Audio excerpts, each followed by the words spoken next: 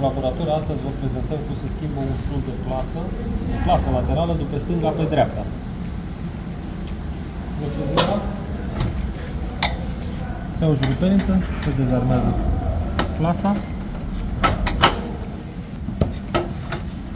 scoate lamela finală,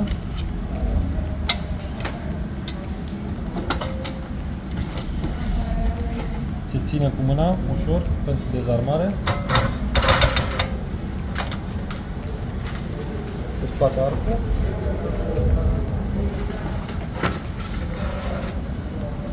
aici avem sulul de plasă,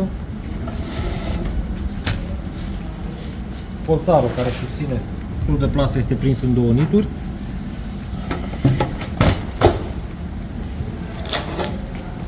un spiral de 4,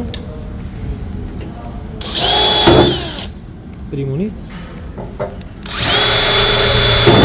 al doilea nit,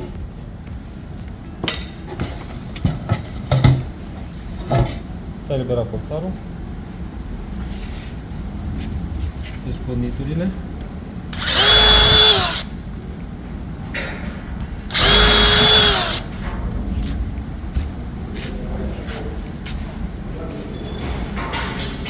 se trece la schimbarea poziției. Arcul rămâne totdeauna în partea stângă, în partea dreaptă avem o frână siliconică cu bucșă, sulul de plasă, bolțul se fixează în placa de presiune, se ia colțarul, se introduce în partea asta, se ia un spiral de 4,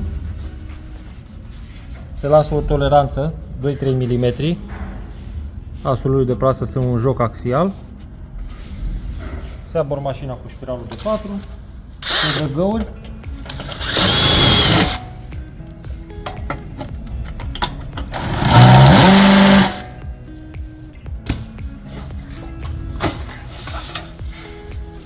se ia colțarul, nituri,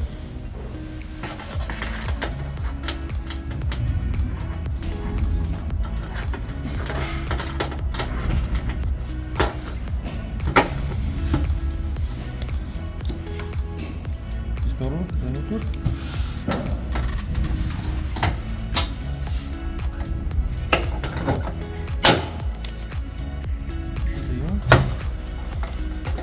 al doilea nit,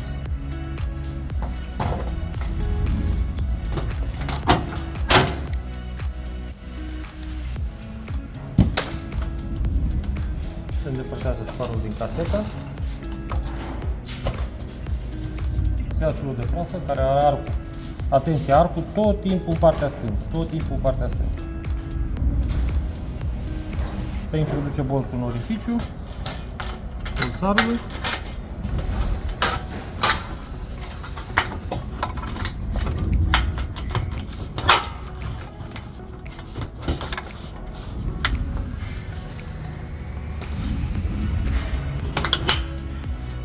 atenție, trebuie să fie intrat tot timpul la maxim.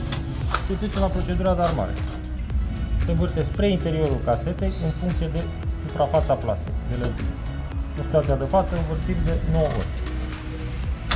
1, 2, 3, 4, 5, 6, 7,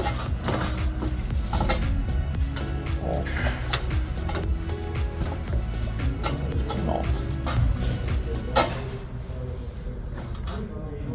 În partea dreaptă avem bolțul care se introduce în placa de presiune, în orificiu